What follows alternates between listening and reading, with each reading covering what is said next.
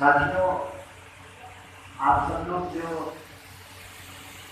इस कार्यक्रम में आए हैं, मैं आपका क्रांतिकारी अभिनंदन करता हूँ और मैं विशेष रूप से धन्यवाद देना चाहता हूँ लोक वाङ्मय प्रकाशन को, हमारे मराठी के अनुवादक पाठक जी को और मंच पर उपस्थित जो विद्वत जन होंगे और इन लोगों ने किताब के बारे में आपको बताया है। अक्सर ये होता है कि किताब के विमोचन में जब आप जाएंगे तो किताब और लेखक के बारे में बहुत कुछ पढ़ना चाहते हैं। ये हम लोग मतलब इंटेलेक्चुअल सर्किल में हम लोगों को इस बात की आदत भी हो जाती है। तो मामला कुछ ये है कि कल महाराष्ट्र के 4 पत्रकार जो है मिलने के लिए मुझसे जेएनयू आए थे और बातचीत के क्रम में एक महिला पत्रकार ने कहा कि मैं आपकी हर बात से तो सहमत हूँ, लेकिन मुझे इन जनरल इस समाज के बारे में एक बात कहनी है। उन्होंने कहा कि हम लोग बड़े बेईमान करते हैं। उन्होंने कहा कि आप ठीक कह रहे हैं, क्योंकि हम पब्लिक में कुछ और होते हैं और प्राइवेट में कुछ और होते हैं। पत्नी के सामने कुछ और होते हैं और पड़ोसन के सामने कुछ और होते हैं। ऑफिस में बॉस के सामने कुछ और होते हैं, बस के कंडक्टर के सामने कुछ और होते हैं। तो ये जो हमारा व्यवहार बार बार बदलता है, उससे तो एक बात तय होती है कि बेईमानी हमारे रगों में रच-बस गया है। तो मैं कोशिश कर रहा हूँ कि कम बेईमान कैसे बना जाए। तो ईमानदारी से एक बात मैं आपको बता देना चाहता हूँ कि मैं इस किताब के विमोचन के कार्यक्रम के लिए आपके बीच नहीं आने वाला था, लेकिन आपका मैं बहुत शुक्रगुजार हूँ। ये कार्यक्रम हो रहा है और मैं आपसे बातचीत कर रहा हूँ। मैं पिछले साल की तरह इस साल भी दीक्षा भूमि जाना चाहता था और इसी संदर्भ में ये कार्यक्रम तय हुआ। मेरी इच्छा थी कि जैसे मैं पिछली बार आया था दीक्षा भूमि, मैं उससे पहले भी दीक्षा भूमि आया, मतलब कन्हैया कुमार होने से पहले भी मैं दीक्षा भूमि आता रहा। तो मेरी इच्छा हुई कि मैं इस बार भी दीक्षा भूमि जाऊँ। इसी बीच खबर मिली कि माननीय प्रधानमंत्री जी आ रहे हैं। हमने कहा कि ये तो हम नहीं कहेंगे कि हमारे चलते आ रहे हैं, ये छोटी को बड़ी बात हो जाएगी, लेकिन मैं बहुत शुक्रगुजार हूँ कि देर ही सही प्रधानमंत्री जी को भी बाबा साहब याद आए हैं। तो मैं उस कार्यक्रम के लिए आना था मुझे, और इसी बीच जो हमारे प्रकाशक हैं मराठी के लोक वाङ्मय, उन्होंने कहा कि किताब का भी विमोचन करा लेते हैं। तो ये एक पक्ष स्वीकार वाली बात है।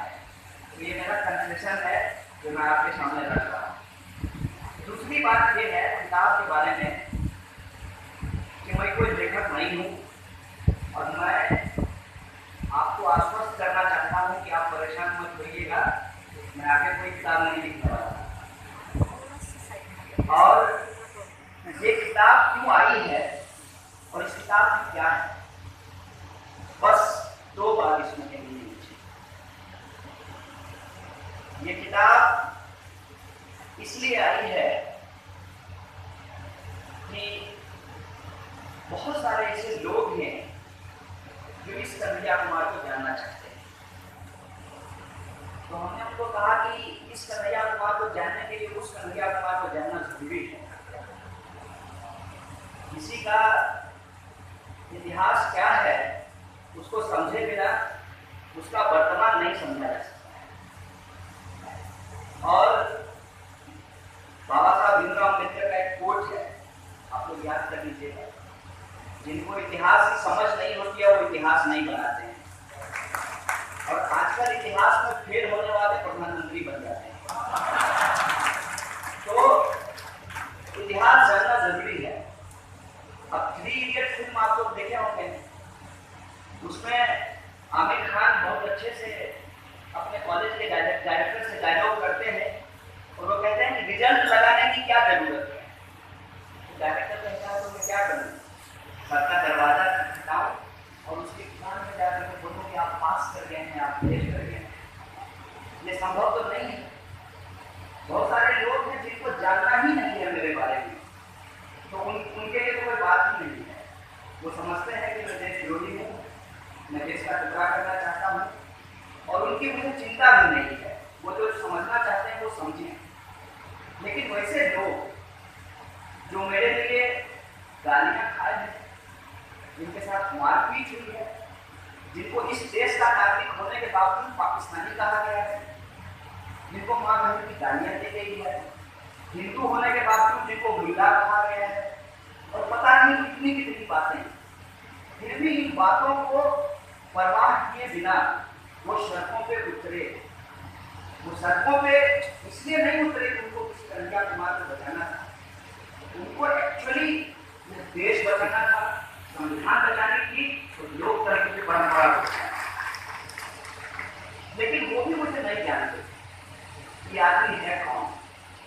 तो ये किताब समाज के अंदर क्षमता, लोकतंत्र और सबके लिए न्याय के लिए जो संघर्ष कर रहे हैं उनको समर्पित है ये किताब, और उनके लिए ही ये किताब लिखी है। और ये किताब लिखने का जो प्रकरण है उसके बारे में एक बात बता देता हूँ। बहुत सारी किताबें लिखी गई है दुनिया में, बहुत सारी किताबें लिखी गई हैं। कचरे के ढेर पर कोई मुर्दा बैठकर बांध दे दे उससे बीमार नहीं हो जाता है।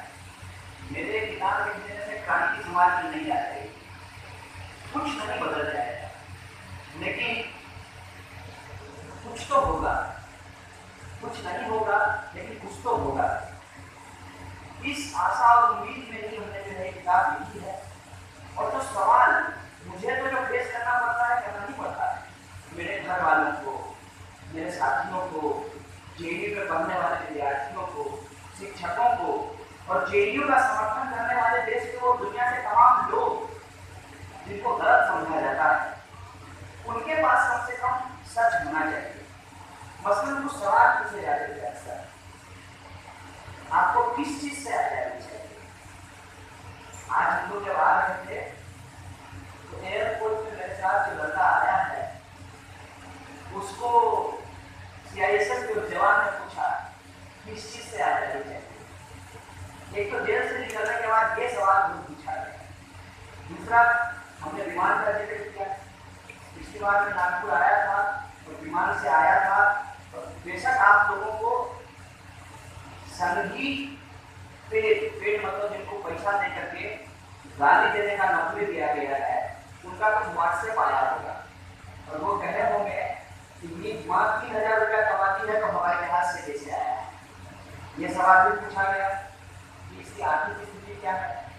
लोग मेरी जात जानने की कोशिश किए, लोग मेरा डेली कनेक्शन पता किया कि मैं पाकिस्तान गया था कि नहीं गया था।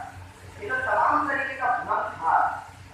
उस भ्रम के बारे में मेरे जो समर्थन करने वाले लोग थे, जो संघर्षशील जनता है, जो सामाजिक न्याय चाहती है, उनके पास भी सच नहीं था। तो वो चीजें मैं उनके सामने रखना चाहता था। और ये सवाल अक्सर डोमिनेंट सवाल, आजादी किससे चाहिए, भारत का टुकड़ा नहीं करना चाहते हो, तुमने जो है उन लोगों के समर्थन में नारे क्यों लगाए, ये कुछ चीजें जो है सवाल पूछे जाते हैं। एक तो आजादी वाली बात भी कह देता हूँ। पिछली बार मैं जब आया था यहाँ, इसी बात में भाषण दे रहा था, कुछ हमारे साथी आए थे, एक बार नहीं आए हैं, मुझे लगा कि आएंगे इस बार, उनका चला रहे थे। तो पता नहीं इस बार शायद उनको कहा होगा कि पुलिस से जब चार्जशीट फाइल नहीं कर रही है तो तुम इतना रिचार्ज क्यों हो रहे हो। तो मसला ये है कि 1 साल हो गया है। उस वक्त मैं जब बोल रहा था कि मैंने नारा नहीं लगाया है, देश का टुकड़ा करने से हमारा कोई संबंध नहीं है, हम लोग देश को जोड़ना चाहते हैं, तो लोगों को लग रहा होगा कि अपनी सफाई में बोल रहा है, जेल से निकला है, अपनी गर्दन बचाना चाहता है। आप देखिए 1 साल हो गया है, अभी तक चार्जशीट फाइल नहीं किया गया है, कोई मामला अभी तक बना नहीं है। कुछ होगा तब तो बनेगा। तब जहाँ दाल चावल हो वही खिचड़ी पकाएंगे ना। आप कैसे किसी के साथ कुछ भी कर लेंगे, तो वो बात तो बिक गई है। लेकिन एक बार जो लोगों के जहन में प्रचार किया गया है, तरह तरह का न्यूज चैनल बन गई। आजकल तो न्यूज का चैनल खोलिएगा तो आपको पता ही नहीं चलेगा कि देश के प्रधानमंत्री जी मोदी हैं कि योगी हैं। आप कंफ्यूज हो जाए। मतलब धीरे धीरे जो है ना, अजीब तरीके का माहौल देश में बन रहा है। देश में कोई मर गया ये महत्वपूर्ण नहीं है, लोगों को जिंदा मार दिया गया, गाय माता परम आदरणीय गाय माता, उनके लिए लोगों को जिंदा मार दिया गया, ये महत्वपूर्ण नहीं है। गोवा में पार्टी बंद हो गया, इससे बड़ा तकलीफ हो रहा है। ये जो स्थिति है उसको आपको समझना पड़ेगा। तो अक्सर तो सवाल पेश करना पड़ता है, सबसे प्रोमिनेंट सवाल यही होता है कि आजादी किस चीज से चाहिए। तो एक दिन ऐसे ही हमने जो है, हमेशा गंभीर करना जरूरी नहीं होता है, तो कितना गंभीर करें। दो बात लोग अक्सर पूछते हैं, सर्टिफिकेट करके अपनी बात कर सकते हैं कि लड़का ने कहा कि सब कुछ तो ठीक है, लेकिन आजादी बात खाली बात कुछ समझ नहीं आया। इत्तेफाक से क्या हुआ कि वो उसी समय किसी को एसएमएस भेज रहा था और वो एसएमएस गया नहीं। तो हमने उनको कहा कि देखो तुम किसी से आजादी समझ लो। बाबा साहब भीमराव अम्बेडकर ने संविधान सभा में बहस करके इस देश की सामंतवादी, पूंजीवादी, जातिवादी, मनुवादी व्यवस्था से लड़ करके एक बेहतरीन संविधान दिया। और वहां से उन्होंने जो आजादी एसएमएस किया था ना, वो आज तक डिलीवर नहीं हुआ है हम लोगों के पास, पेंडिंग है। वही आजादी चाहते हैं, कुछ अलग नहीं मांग रहे हैं और कुछ ज्यादा भी नहीं मांग रहे हैं। जितना कहा गया है उतना ही दे दे। और बार बार कहा कि स्टेट से लड़ाई नहीं है, स्टेट से इसलिए मांग रहे हैं क्योंकि स्टेट खुद कहती है कि आप हमारी प्रॉपर्टी, हम अपनी जान स्वयं नहीं ले सकते। गरीबी से परेशान होकर के किसी से राष्ट्रीय इच्छा हो आज हत्या करने की, तो आप नहीं कर सकते हैं। पुलिस वाले खड़ा है, को पता है क्या कानून, आप अपनी जान खुद नहीं ले सकते। मतलब आपका शरीर भी राज्य का है। भैया हमारा शरीर जब राज्य का है तो हमको शिक्षा देना भी राज्य का काम है, हमको ठीक करना, बीमारी से इलाज करना भी राज्य का काम है। और किसी के साथ किसी भी प्रकार का शोषण हो रहा है उसको रोकना भी राज्य का काम है। तो राज्य से हम लिबरेट होना चाहते हैं, राज्य के द्वारा, उसकी मशीनरी के द्वारा हम इमेंसिपेशन चाहते हैं, हम लिबरेशन चाहते हैं, हम अपने फंडामेंटल राइट को क्लेम करना चाहते हैं। और राज्य के लिए जो मार्गदर्शक है, वो जो संविधान है, उसके अनुरूप शासन व्यवस्था को चलाने की मांग करना चाहते हैं, क्योंकि हम डरे हुए हैं। बताओ गरीब, बताओ दलित, बताओ महिला, बताओ अल्पसंख्यक, बताओ आदिवासी, बताओ पिछड़ा, बताओ पढ़ा लिखा बुद्धिजीवी, हम आजादी से अपनी बात कह सकते। राज्य में जिस तरह की चीजें हो रही है, जो निरंकुशता फैल रही है, उस पर ही सवाल खड़ा करते हैं। और हम सिर्फ नहीं खड़ा करते हैं, बहुत सारे लोग खड़ा करते हैं। अभी आप लोगों को पता चला होगा, केंद्र शासित प्रदेश है चंडीगढ़, और वहाँ की एक यूनिवर्सिटी है, वहाँ पर विद्यार्थी फीस वृद्धि का विरोध कर रहे थे। फीस वृद्धि का, फी हाइक का, और 68 लोगों के ऊपर सेडिशन लगाए हैं। मतलब इस देश में क्या हो रहा है कि आप अगर कहते हैं कि फीस कम होना चाहिए तो आपको देशद्रोही कह दिया जाएगा। कल को पतंजलि का फेस वॉश नहीं लगाइएगा तो आपको देशद्रोही कहा जाएगा। ये जो माहौल है देश के अंदर, इस माहौल से हम डरे हुए हैं, लेकिन हम डरने वाले नहीं, क्योंकि जब तक आजादी वाला एसएमएस डिलीवर नहीं हो जाता है तब तक जो है हम लोग लड़ते रहेंगे, क्योंकि एसएमएस का पैसा कट जाएगा और आजादी नहीं मिलेगा। ऐसा कैसे होगा? वादा करके आप निकल जाएंगे सबका साथ सबका विकास, और जब एक अल्पसंख्यक मारा जाएगा तो देश के मंत्री कहेंगे कि ऐसा कुछ हुआ ही नहीं। वहां का लोकल विधायक कहेगा कि उस आदमी के मारे जाना का हमको कोई अफसोस नहीं है। और साफ साफ देश और समाज को कई टुकड़ों में बांटने की कोशिश की जा रही है। और जो लोग देश को जोड़ना चाहते हैं, देश को टुकड़ा करने का आरोप उनके ऊपर लगाया है। और भ्रम का इस्तेमाल करके लोगों को कंफ्यूज किया जा रहा है।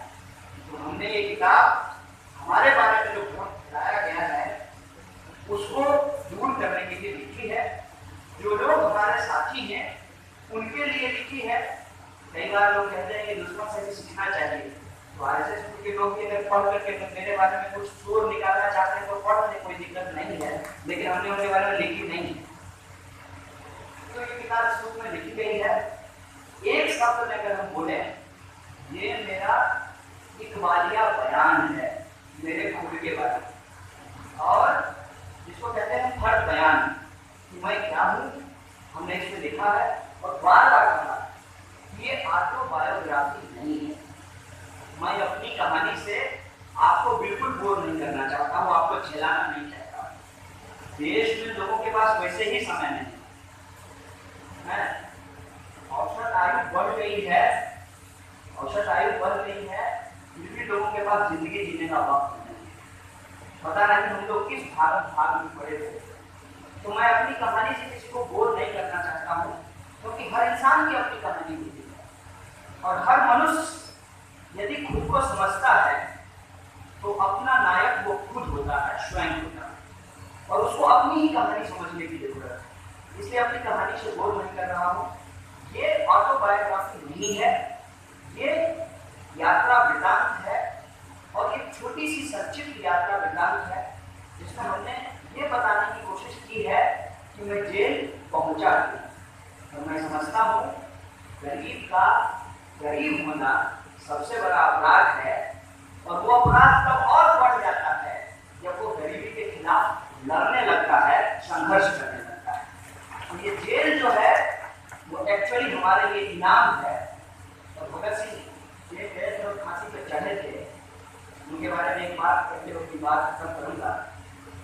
आज नफरत के इस दौर में प्रेम को समझना बहुत जरूरी है। भगत सिंह से उनके साथियों ने पूछा तुमको किसी एक व्यक्ति से प्रेम नहीं है क्या? तो उन्होंने कहा मेरा प्रेम इतना संकुचित नहीं है कि एक व्यक्ति में जाकर समर्थ है। प्रेम का मतलब यही होता है कि जब आप अपने सेल्फ को खत्म करके सामने बैठे व्यक्ति में अपना सेल्फ ढूंढने लगते हैं, यही प्रेम का विस्तार होता है। और इस प्रेम के विस्तार को इस रूप में देख रहा हूँ। हिंदी में लिखी गई किताब मराठी में अनुवादित हुई है, और पता नहीं क्यों ये इतनी महान होती है कि हर बार यहाँ आकर के मुझे अपनी दुष्टता महसूस होती है, क्योंकि यहाँ संघर्षों की वो परंपरा रही है। बाबा साहब भीमराव अम्बेडकर से लेकर के, ज्योतिबा फुले से लेकर के, भारती बघाई से लेकर के, और जो हमारे गोविंद पांचाले जिनके बारे में अक्सर हम लोग चर्चा करते रहते हैं कि अभिव्यक्ति का खतरा तो असल में उन्होंने दिखाया कि शिवाजी का सच लाने के चलते उनको जान दी। तो ये खतरे उठाने वाले आप लोग हैं। आप लोगों को बिल्कुल हमारे जो संचालक महोदय ने कहा कि सूरज को दिया दिखाने समान है। आप आंदोलन की धरती से आते हैं, लेकिन इस बात की बहुत खुशी है कि प्रेम जो है संघर्ष के रूप में बिहार से बिहार और बिहार से महाराष्ट्र पहुंच रहा है। बहुत बहुत शुक्रिया। आप पढ़िएगा, आप समझिएगा। आपको मराठी में किताब मुबारक, हमारी तरफ से शुक्रिया, बहुत बहुत शुक्रिया।